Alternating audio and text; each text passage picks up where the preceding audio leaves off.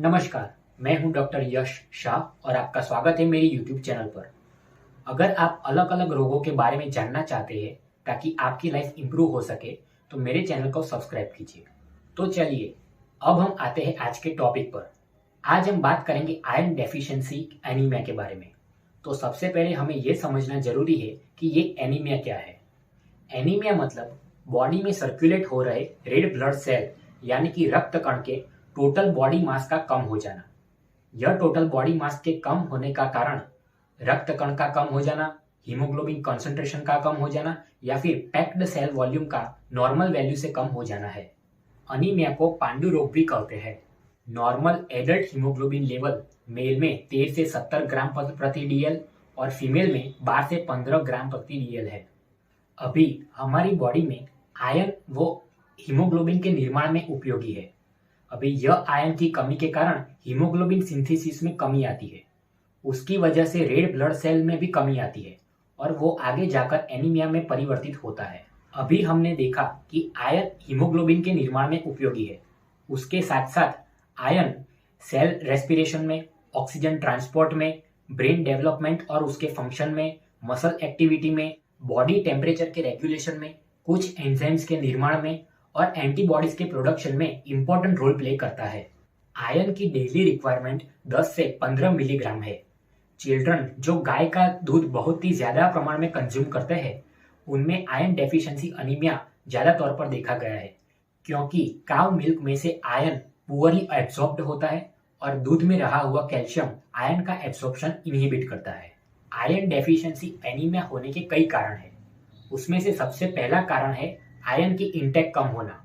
उसमें lower socio economical class, vegetarians, improper diet जैसे factors का समावेश होता है। उसके बाद है आयरन का एब्जॉर्प्शन कम हो जाना।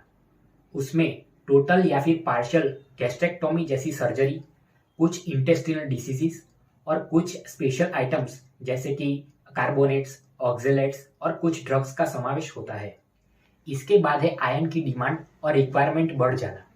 इन्फेंसी में रैपिड ग्रोथ होना, प्रेगनेंसी, लैक्टेशन और एडोलसेंस के टाइम पर आयरन की रिक्वायरमेंट बढ़ने लगती है।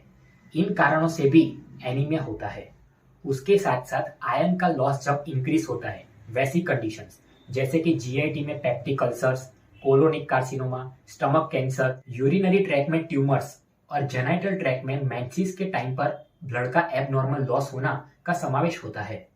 आयरन डेफिशिएंसी अनीमिया में सिम्टम्स जैसे कि थोड़ा सा काम करते ही जल्दी थक जाना, वीकनेस, इरिटेबल होना, डिजीनेस, चक्कर आना, जल्दी थक जाना, कंसंट्रेशन न रहना, मासिक में अनियमितता रहना, स्लीप डिस्टर्बेंस जैसे कई नॉन स्पेसिफिक सिम्टम्स देखने को मिलते हैं। उसके साथ साथ आयरन डेफिशिएंसी अनीमिया में कुछ कैरेक्टरिस्टिक साइंस भी देखने को मिलती है। कैरेक्टरिस्टिक साइन मतलब अगर वह साइन पर्सन में मौजूद है तो वो आयरन डेफिशिएंसी अनीमिया कंफर्म करता है, जैसे कि चिलोसिस मतलब माउथ के कॉर्नर में फिशर हो जाना, एट्रोफिक ग्लोसाइटिस मतलब जीभ का कुछ इस तरह दिखना, नाखून इजीली ब्रेक हो जाना, नाखून चम्मच के आकार के हो जाना और बाल जल्दी टूट जाते हैं।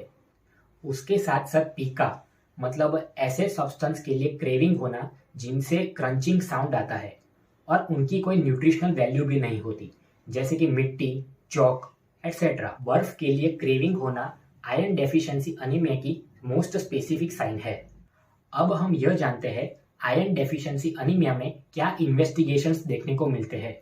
आयरन डेफिशिएंसी अनीमिया में हीमोग्लोबिन और पीसीवी कम हो जाते हैं। पेरिफेरल ब्लड स्मीयर में आरबीसी माइक्रोसाइटिक यानी कि छोटे और हाइपोक्रोमिक यानी कि पेल दिखाई देने लगते हैं। अब हम बात करते हैं आयरन डेफिशिएंसी अनीमिया के ट्रीटमेंट के बारे में। आयरन हमें आयरन रिच फूड्स जैसे कि सी फूड्स, पोर्क, मीट या फिर ड्राई फ्रूट्स जैसे कि द्राक्ष और एप्रिकॉट, पालक खाने से मिलते हैं। आयरन डेफिशिएंसी अनीमिया में ट्रीटमेंट के तौर पर oral iron therapy, parenteral iron therapy और रेड सेल्स ट्रांसफ्यूजन दिया जाता है। ओरल आयरन थेरेपी में आयरन 6 मिलीग्राम पर केजी पर डे के डोज में दिया जाता है। वह ferrous fumarate, ferrous gluconate, ferrous sulphate के रूप में दिया जाता है। पेरेंट्रल आयरन थेरेपी में iron dose body weight in KG multiplied by 2.3 multiplied by normal haemoglobin minus patient haemoglobin plus 500 और 1000 मिलीग्राम के रूप में दिया जाता है, जो ion sorbitol, ion dextran, ion sucrose के रूप में दिया जाता है। रेड सेल ट्रांसफ्यूजन यानी कि उसे कहते हैं ब्लड चढ़ाना, वो जिनको एक्सेसिव ब्लड लॉस हो, एनीमिया के सिम्टम्स हो और कार्डियोवास्कुलर इंस्टेबिलिटी हो, उनको दिया जाता है। हमारे देश में प्रेगनेंसी के दौरान एनीमिया बहुत ही कॉमन है। अभी प्रेगनेंसी के दौरान एनीमिया होने से क्या कॉम्प्लिकेशंस देखने को मिलते हैं वो देखते हैं।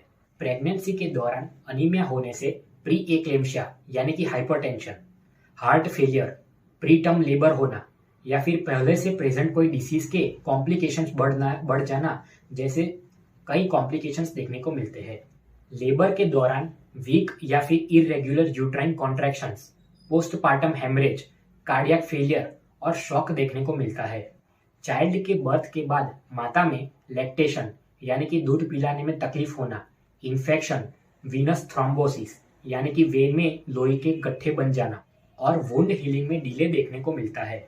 अगर माता आयरन डेफिशिएंसी एनीमिया से सफर कर रही हो तो भी बच्चा बर्थ के दौरान आयरन डेफिशिएंसी एनीमिया से सफर नहीं करता है, लेकिन प्रेगनेंसी के दौरान इंट्रा यूट्राइन डेथ और लो बर्थ वेट बेबी देखने को मिल सकते हैं। तो यह थी आयरन डेफिशिएंसी एनीमिया के बारे में जानकारी। इस वीडियो को लाइक करें और कमेंट सेक्शन में कमेंट करके मुझे बताएं कि आगे आपको कौन से डिसीज के बारे में जानकारी चाहिए। Thank you.